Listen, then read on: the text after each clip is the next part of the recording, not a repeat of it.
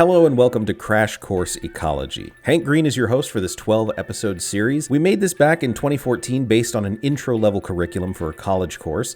In it, we'll explore the way organisms live, compete, and grow together, and discover just how long Hank's hair was. We like to think of this course as an extension of our biology series. After learning what goes on inside of living things, we zoom out a bit and learn what happens between them. We'll discuss areas of the field like community ecology, population ecology, ecosystem ecology, and spend time in some actual fields. Along the way, we'll find out how an ecosystem bounces back from natural or man-made disasters, how population dynamics contribute to the spread of disease, and even what elements like carbon, nitrogen, and phosphorus have to do with living things. Ecology is complicated, it's messy, and it's important to understand.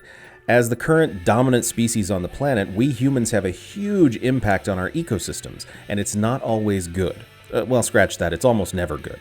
But if we learn more about where the organisms in our environment come from and how we influence each other, we can have a better understanding of our place in the world and how to make it better.